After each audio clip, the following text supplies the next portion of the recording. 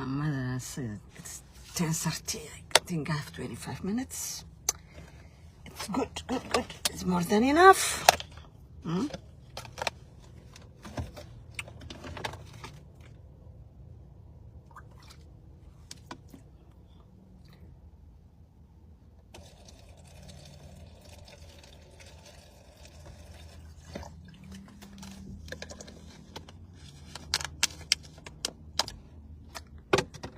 Kam jirtu. Olle oltanii bulle bultanii baga bultan baga oltan. Bakka jirtanitti alaamanaa nagayni rabbi isin faana jiraatu.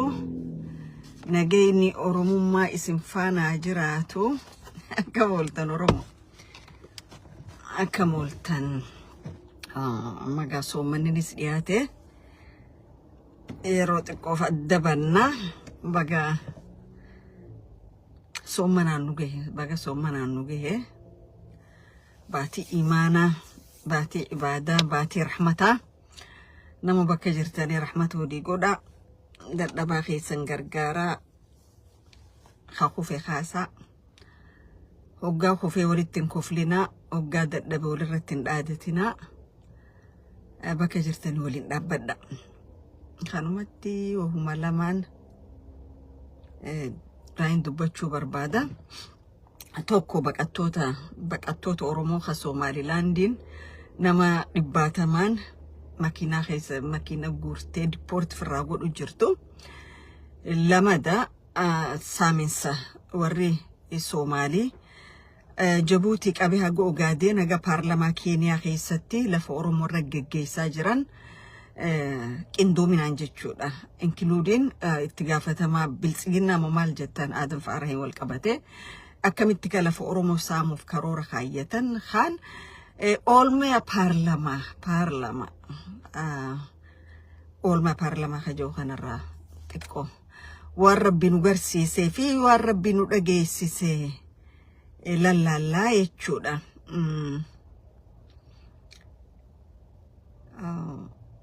Oromoon maal ja'a ijji gaara duubatti waan agarree tamutaan if keessaa guuranii ja'an san jechuun gaara duubatti ijji tiyyatu waa agartii jechuudha miti qalbiidhaan waa agarta rabbii yeroo hunda morma wanni nuu kannuuf akka firra garagaggallee waa laalluufi ija wanni qabnuuf nuu kanneef rabbiin qarayyoo ijaa akka waa laallee agarruufi waan gaarii fi waan hamtuu waan keenyaa fi waan keenyan ta'in gurra kana akkatti dhageenyuufi gurra waan gaarii qofaan dhaga'u doonte wahuma jiru cufaan dhageesse waan hamaas jootti dhageesse akkam waan hamaa kana gaarii deebifta waan hin taanes wahuma adda cinaacha agartuu cinaacha vision side vision ka faranjiin jettuun kana agartuu cinaachaa tana wanni qabnuuf waan si cinaa deemu yookaan waan si cinaa sochoocuuf akka firraa ilaaltuufi jechuudha fayyaa ilma namaa keessaa gaa kanneen tokko mitiire alhamdulillah rabbiif gadannaa ga'u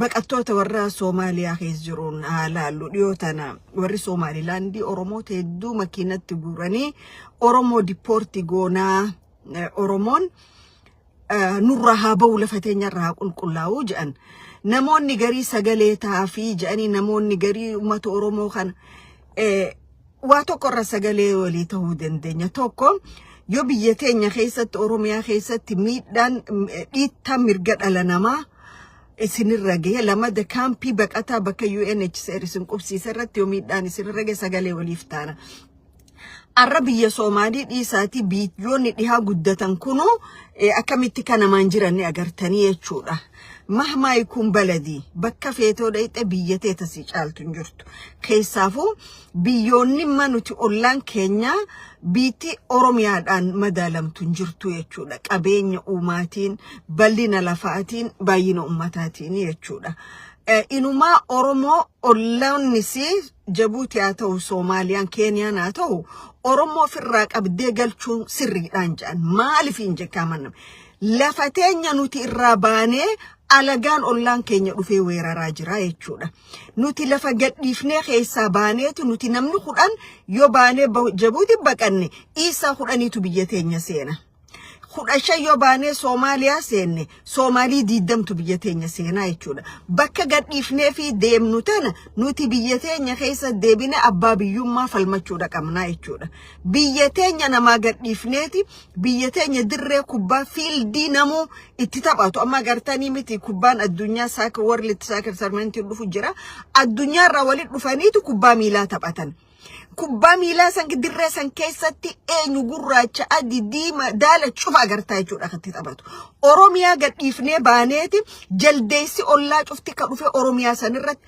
taphatu godhu jirra jechuudha so biyya fiitirraa nama baasanii biyya teenya nu deebisuun sirriidha Oromoon hiika biyyummaa beekuun nurra jiraata warri nu guuru jiru warri Somaaliland haa ta'u Jabuutiin haa ta'u maal jaanama population keenya guddachaa jira saami salafa Oromooti itti fufaa jirra jaanii miti okay isaan ma biyyatee isaanii keessa si baasanii su qulqulleessanii biyyatee maaliif qabatan biyya isaanii keessa si baasuun ati abbaa biyyummaa kee dhama biyyummaa ma'na biyyummaa hiika biyyummaa akkas keessa uumamu godha jechuudha okay hagayoom Oromoon biyya isaa alagaaf gadhiisee deemee baha hagayoom Oromoon lafasaa ollaadhaaf dabarsee deemee baha tanaaf isin galchuun warri Soomaalii isin qabuun an kana booda ejjannoon kiyya sirriidha isin galchuudha qaban maaliif Soomaaliin lafti Oromiyaan bahaga Hawaash keenya je'e maaliif halkanii guyyaa mudhii hidhatee waraansillee isaa jabeeffatee lafa Oromoo falmuudhaaf maaliif halkanii guyyaa hirriba dhaba ati maaliif biyyatee gadhiiftee biyya namaa keessa ganamaa galgala natuman telefoona narraa fuudhan maal jettan so mi'aa biyyaa gabbuudhee nu keessa seenuu qaba mi'aan biyya dhamti dhuhni mi'aa biyyaa nu keessa seenuudha qaba jechuudha okay biyya Arabaa dhaqallal haadamu balad sinjaan ارجع على بلادك بيتتم بيتاتي متي بيتات ديبي سينجان اتبال بيانا ما تيغو تري اوكي اما لغا honestly speaking ان غافان بيا بي افين بيخو دائما ما تيغي يوجبي سلان اكا ارا خانتي يرون arratun an umriti arra Oromia jira de wonni sante umriti yatanan I will never leave himbo biyati yarra bititiya biyati jechuudha biyyu masantanin irra uumamerratin irra galu barbaada jechuudha okay biti fi wallaftu miti tanaaf Somaliland nuraafe me jecha isaan isin hinjan dhagaa hogama khinarratti isin guransan ati hiyyeessa miti ati dhabaadha miti ati qabaataadha ta isaan barbaadan biyyateeti qabeenya biyyateeti garuu jecha isaan sinjan sana garte jechuudha so if it debine nutis nama biyya qabnenne biyyateenyaaf dhaabbachuutu nurra jira jechuudha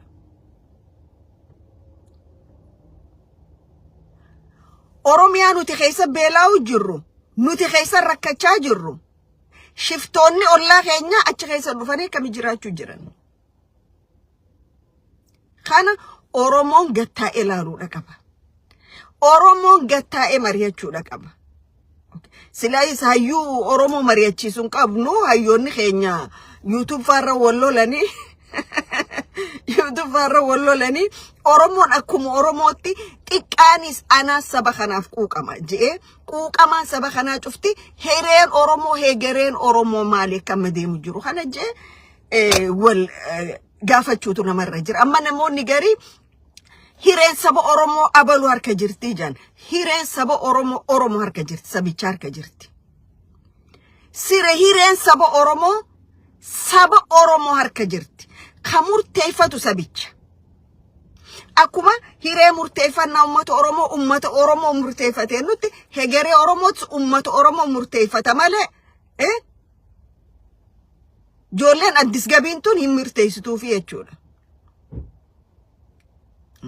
Joollee warras bixee hiree Oromoo tasuma murteessuu hin dandeessu sabaatu akka sabaa murteeffataa jechuudha kanaaf Oromoonni biyya ollaa biyya sanii jirtan biyya teessan alagaaf gadhiiftaniin bahina alagaan biyya teessan weeraraa jira biyya teessan deebi'aa falmadha achirratti Oromiyaan Oromoo dabartee alagaa jiraachisaa jirti akkuma nutiin kun waliin taane alagaaf taanutti lafti Oromiyaatis laata nu ta'uu didde alagaaf taa jirti So we have to evaluate ourselves. If case debine ya lalu nurajira mali rakkoon keenya inni kakarakani weerartoota isa khalafa oromo khunkiya jo isanis warra olla khanarra waan dhalan qaban ehem yeneno Addis Ababa bararano Wallagga yeneno Harar yeneno Dirree yeneno mal yeneno jara kana jala fuudhaniiti dirreen dhawaatiyyaa asabootiyyaa maaltiyyaa booda anan jechuudha garuu abbaan qabu tiyyachuu dadhabe. That is the problem. Abbichi qabu tiyyaa jechuu dadhabe jechuudha. Rakkoon eessa jirti? Rakkoon nu bira jirti moo nama bira jirti? Manguddoon nu keessa dhalatteetu manguddoon isaa wal dabartee maayikii fudhattee dirreen dhawaatuun teenya Oromoonni hunjirtu Amaara faaturee gaafa ja'an anuma ajaa'ibsiisu jarri wal jaran qaanfanneesi safuu sin beekanii wal keessa jiraannaa sin beekanii hereen biyya tana harka Oromoo jirti sin beekanii jechuudha. Waan isaan dhufe afaan dhufe dubbatan warri waan isaan dhufe garuu deebii kan nuuf hin barbaachisaadha. Bara dargii jarri kun akkana cidhaan baasanii dubbanne jechuudha. Arra maaltuutu kana fide akka isaan Oromoo irra dhaadatan mootummaa dadhabaa mootummaa Oromoo ajjeesuu malee Oromoo waan tokko fiduu hin dandeenye mootummaa lafa Oromoo gurgurachuu malee lafa Oromoo godhuu hin dandeenye mootummaa qabrii Oromoo lafa keessaa baasee gurguruutu uummata Oromoo sablisaa jira jechuudha. Amma meelaala warri Soomaalii kun especially Ogaden fi Isa jolle sani dargagoot sani recruit godhani kamera itti kannani lafa Oromiyaa tana keessa bobbaasanii jechuudha. Amma dheengadda machaara meelaala machaara tane machaara dhaabbate waraaba machaara tana baay'inaan ka keessa jiraatu Soomaaliidha je eessatti qiyaasanii eessa mizaananii maaliif lafti Oromootun kabajaa dhabdi maaliif lafti Oromootun khadaanga as cehee dhufe cufti maaliif lafati yaaja? What's wrong with us? Okay. Amma naannawa Jaarsoni agartan naannawa Jaars naannawa Moyyaalee ni agartan. Amma naannawa Moyyaalee yoo fudhanne nama Farah Ma'allin ja'an paarlama bakka bu'aa paarlamaa naannawa Gaarisaati. Khadaan Adam Dule Minister of Health of Somalia of Kenya, Minister of Kenya fi namichi aadan Farah Ma'allin ja'an kun Gaarisa bakka bu'ee paarlamaa keessa jira. Jara kanaatu Soomaalota Ogaden kana wajjin Mustafeedha wajjin aadan Farah itti gaafataman biltsiginnaati wajjin lafa Moyyaaleetii fi lafa Keenya Jaarsoo lafa afran qallo baha Oromiyaa tana akkamitti kalaftitun maramtee Soomaalii jala seentu warri irra hojjechuu jiru warra kanaa jechuudha. Amma asirratti gaafiin an kaasu Oromoon hedduutu jira Keeniyaa keessa Oromoon hedduu jira.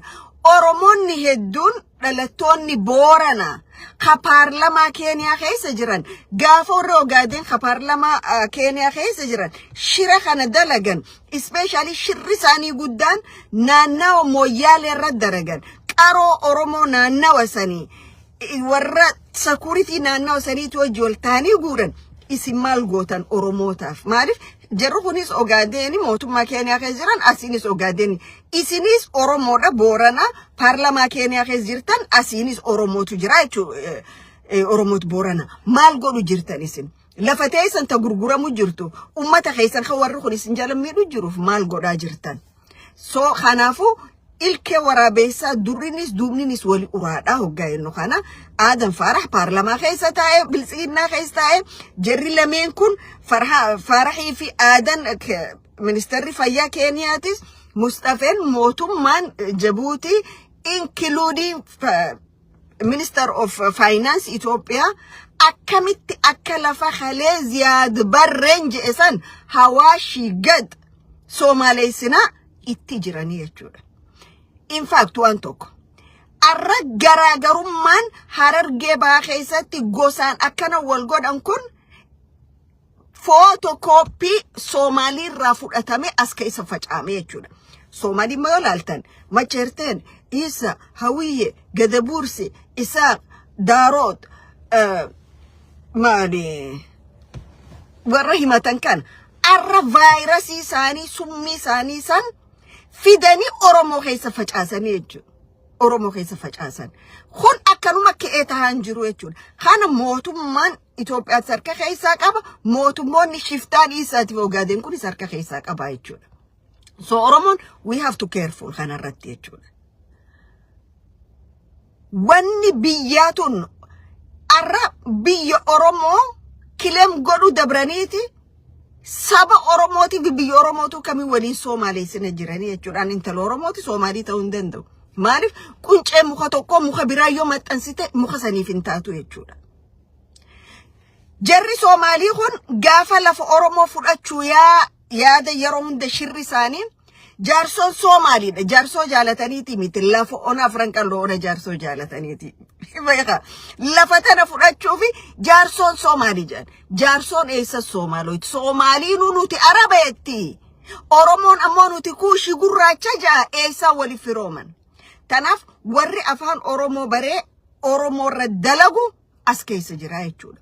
Kara kan dhufta kara Isaa gurguraanii fi nuti hojii dhalannee jaan ammoo lafa gurguraa san jaalatan malee lafa Oromoo fi gurguraan irra jiraattu gurguraa jaalataniiti miti.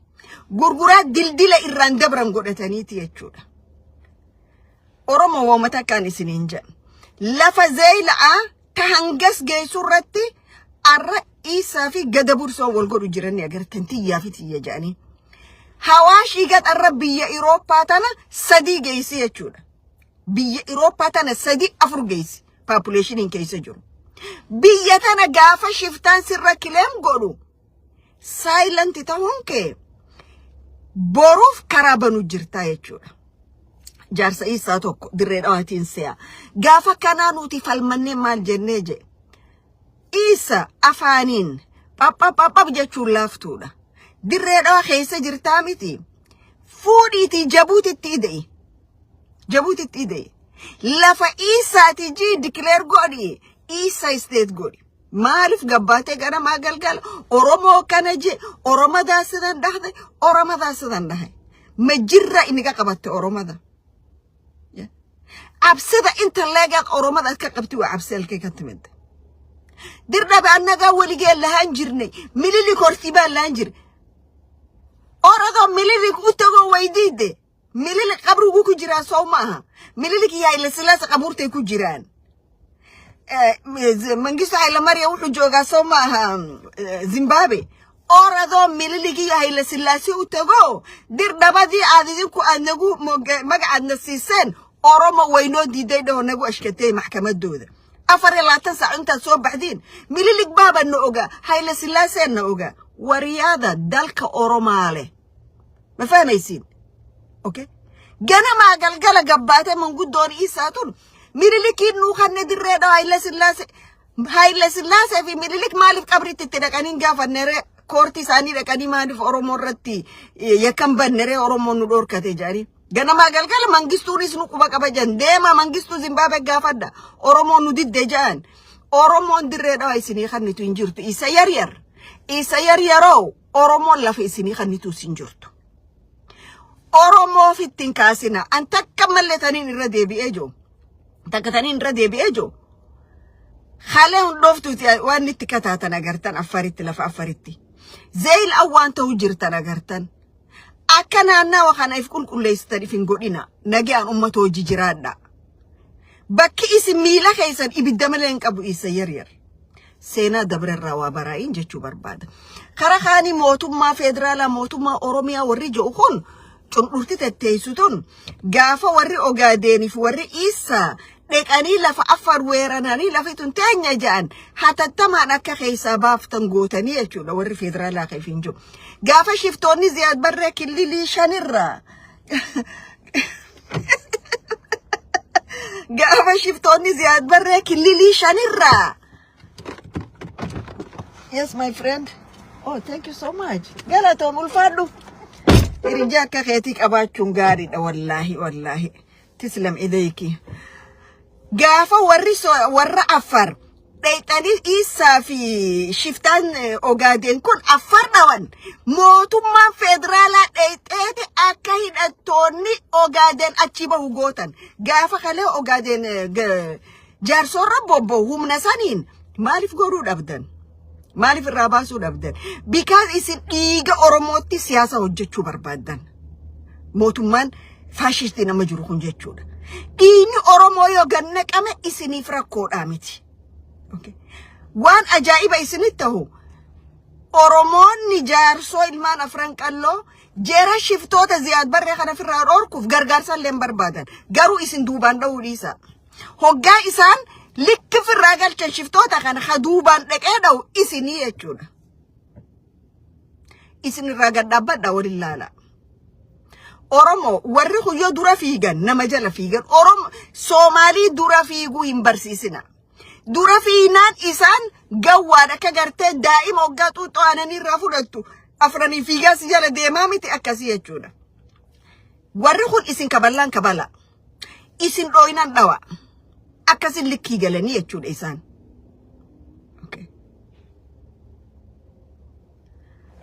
Kakaanii nama ajaa'ibsiisu waa'ee paarlamaati. Paarlama ajaa'iba rabbii. Paarlama ja'ama maqaa fi caffee Oromiyaa ja'ama maqaaf.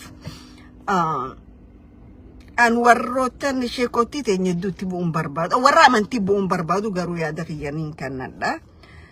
Sheekootiin teenya achirratti dubbatan waa'ee nagaa dubbatan. Nagayni dhugaadha nagayni jiraachuu qaban ilmi namaa yoo nagaan taane fayyaan qabu garuu waa'ee Soomaaliin shiftoonni Ziyaad Barree ona jaarsorratti hojjechaa jiran maaliif hin dubbanne eega caffee Oromiyaa ta'e ummanni Oromoodha kanaannaa wasanii dhumaa jiru Oromoonni afran qalloo jaarsoon ummanni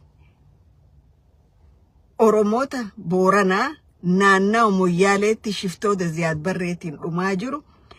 Oromoonni Baalee shiftoota Ziyaad Barreetiin lafti isaarraa fudhatamu jiru maaliif hin dubbanne isin kana? Moo wahuma jarri kun barbaadu qofa dubbattan. Waan jarri kun barbaadu qofa dubbattanii jechuudha.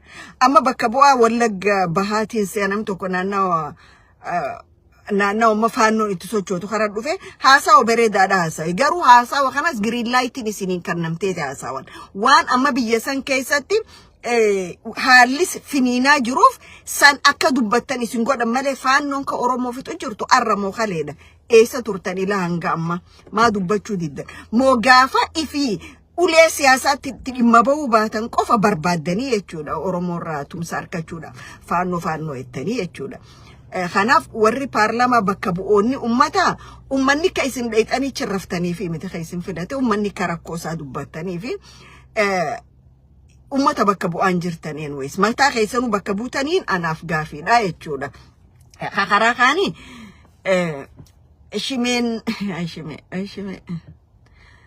Tashimeetun eessaa kaate eessa dhaabbattiin nama rakkisaa warra kalee maal nu godhe warra kalee kana nu godhe bakar waaree kana godheetti. Okay bakar waareetiin dhaadattaa jechuudha. Kashiftoonni Ogaadeen fixaa jiran lammii bakar waareetii bar maaliif dhayxee sanirraan dhorkirree eega Oromiyaa bakka butee pirezidaantii Oromiyaa taate. Bakar waaree lammii ilma Oromooti, ilma afran qallooti, ilma jaarsooti. Goota Oromooti, goota fakkii gootootaati.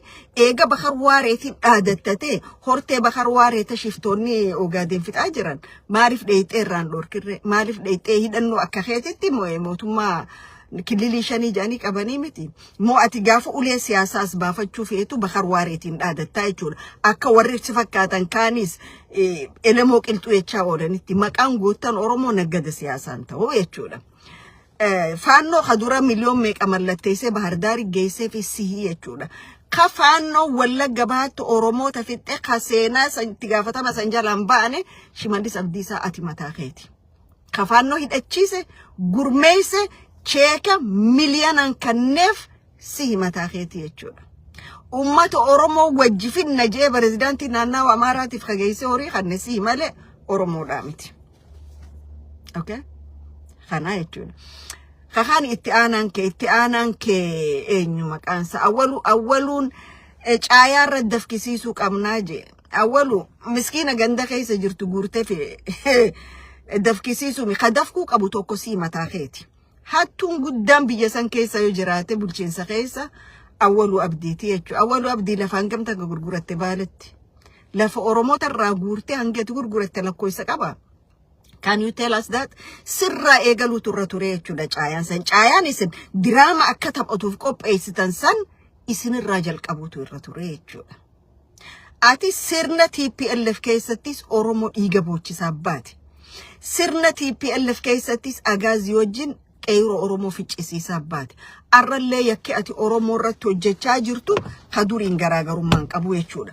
Kanaaf isin hin xaharamtanii hin qulqullooytanii jechuudha. Opinion. Tanaaf achirra baatanii akka waan Oromoon you know what? Biyya san keessatti hattuu qulqullaa'oo yoo jedhame dura isiniitu qulqullaa'uu qaba. Yakkamaa qulqullaa'oo yoo jedhame dura isiniitu qulqullaa'uu qaba. Isinii ol yakkamaan hin jiru, isinii ol hattuun hin jiru jechuudha. Okay. Wanta koggaa gootu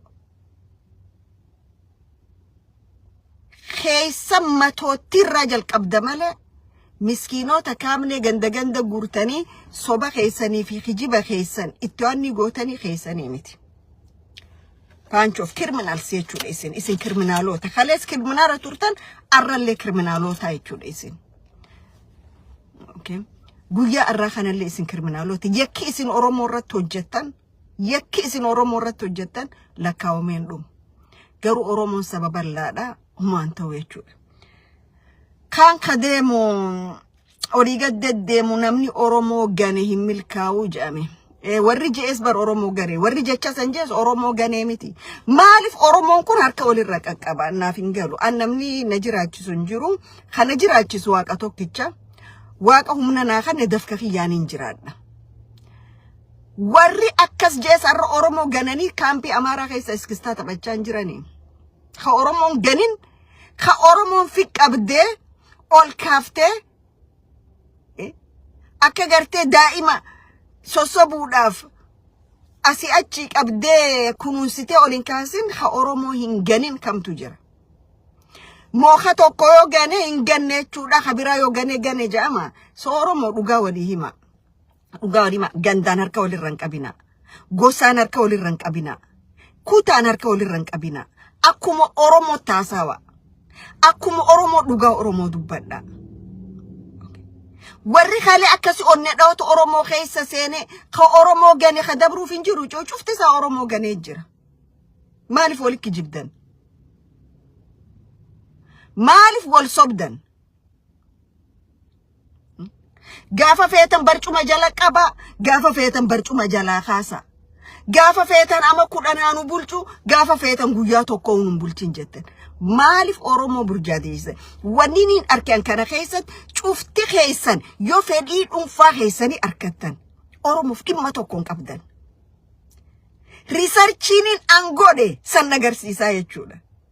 Cufti keessan angoo barbaadan arkannaan waan barbaadan arkannaan Oromoodhaaf dhimma tokko hin qabdan.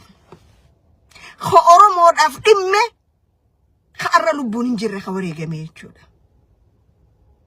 Ka Oromoof kanne ka gatii lubbuu kafale san jechuudha. Ka Oromoof dhimma. Taan Oroo faannoo itti ganda Amaaraa keessa olii gaffiiddi. Okay. Taan ilmaan eenyu Amaarticha gaafa fedhe xaliyaa peeji 45 nurra barreessu kana koreesaa taateeti ganda Amaaraa keessaa galit dadhabnee chitatteessi. Taan YouTube barattee YouTube irra walloltee kunoo ibsa walirra baafti. Qoricha Oromootiif rakkoo Oromootiif qotee bulaa Oromoo qofa furmaanni. Qotee bulaa Oromooti. Kakalees xurree dhiigaan taraaree ummata Oromoo dukkana keessaa baase dhiiga qotee bulaa Oromootii fi wallaalaa Oromoo kawaan bariin. Arra inumaa barataan heddummaatatti Oromoo gurgurachuu, Oromoo ganuu, ganda Amaaraa keessa dhaqanii basaasota Amaaraa ta'uu, asii fi faannoo wajjin kana darbinee kan finne jechuu. Faanoo dhaa wajjinaa dhufaa jechuun faanoo oka kaayyate. Faanoo dhaa wajjin dhuftee Finfinnee irraa maal goota? Yoo dhiira taate faanoo Wallagga Bahaa keessaa baasi. Yoo dhiira taate. Yoo dhiirummaatti Oromoo irratti ta'uu baatte deem faanoo Wallagga Bahaa keessaa baasi.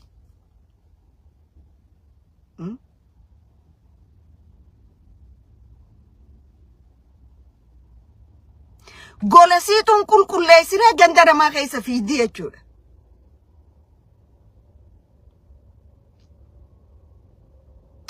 Aan jireenya koo keessa wanni niin arke qotee bulaan Oromoo, tiifatteen Oromoo, wallaalaan Oromoo takka Oromoo ganee hin beeku. Takka Oromoos gurguree hin beeku. Beekaa Oromootii fi warra maal jo haga hayyoota lamaa sadiin ta'initti ka Oromoo gurguree Oromoo balaa irra keessa jirtu kana keessa naqe warra ni beeyna jedhu jechuudha.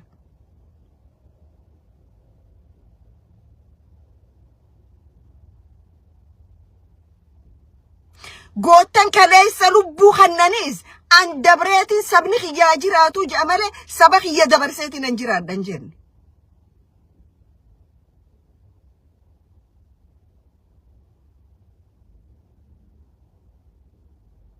Keessan kun bakka itti dhaabanii sin qabu, bakka akka itti dubbatanii sin qabu, bakka irraa jalqabanii sin qabu jechuudha.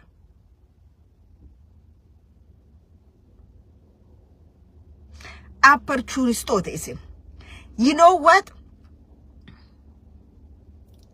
Oromoo keessa qabsaa waan xiqqaateeti polotishaanonni opportunistoota heddummaatan jechuudha. Ka gartee biyya tana 50-50 fudhannee abalu narraa taa'u an akkumaan bareettiin deemaa jiru Oromoodharra. Biitii quubiidhaa miti. Biitii fi quubiidhaa miti. Tataraa takka ji'a tokko fudhatee ji'a tokko fudhatu miti.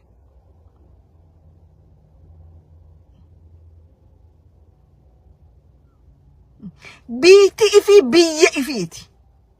Oromiyaan quubii fayyadee itti hammattee ati hangana fudhadheettu miti. Akka madirree dhawaa harka taraa tokko bulchaa jedhanii daldala siyaasaa irratti dalagan kanatti uummata kanarratti. Dirreedhaa eega lafa quubii taate bubbulte. Baatii amashan tokko bulche. It is no rule of law jechuudha. Amma Oromiyaa guutuutu akkas ta'uu deemaa jechuudha. Jarana yoo Oromiyaan jiraatte Oromoon jiraatti. Yoo Oromiyaan hin jirre Oromoon hin jirtu jechuudha. Namni dura jiraachuudhaaf lafa isaa dandamachuu qaba. Lafa isaa seef godhachuudha qaba.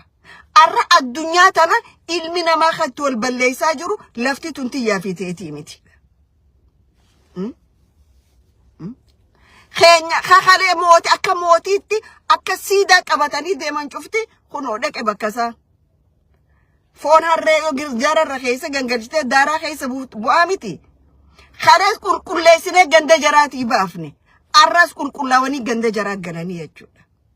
Jaraa dhufee miidiyaa Oromoo irratti haasa'u jaraa dhufee Oromoodhaa wajji mari'atu agartu jechuudha. Garuu fayyadeen tun bakka cufa isii dir. Dihee ajooytu cufa isaaniitu irra jira jechuudha. Dihee namni bira dabruu hin dandeenye cufa isaaniitu gubbaa tattaa'a jechuudha. Yoo kun hayyuudha kun beekaadha naan jette lakki hayyuu miti beekaa miti. Hayyuunii fi beekaan qotee bulaa Oromoo, tiifattee Oromoo, wallaalaa Oromoo biraa fi jechuudha. Beekan beekomsi yoo saba nama gurgursiisate beekomsi san bishaan murmuraa seenu. Beekomsi saba keetiif hin taane biyya teetiif hin taane abbaan beekomsa saniitiif inni waliin bishaan murmuraa seenu. Namni Oromoo gane hin barakanneemi cuftisi Oromoo gantee barakachuuf hin deemtu. Ka jecha kana je'eefi kaanilleen. Akkasii jara keenya nagee tura. Soomana gaarii enne gaa'ii warra amata kana soomanu amata kana hamdi amata dhufu abdii rabbi nu haa godhu akkuma ennetti baatii soomanaati bakka jirtanii rahmata walii kadhadhaa walii arjooma harka qalleessa keessan gargaara dhukkubsataa keessan dhaqaa gaafadhaa baatiin tun baatii rahmataa guddoodha rabbiin dilii teenya numa cufaaf araaramu. nu cufa araarame warra saba kanaaf yaadu nu haa godhu. Oromo nation, we are one nation. Saba tokko, biyya tokko, hiree tokko qabna. Wanni biraa tokko hin jiru jechuudha. Dirreen dhawaatu Oromooti, Oromiyaan guutuun ta'e Oromooti. Ulfaadhaan nagaan tura.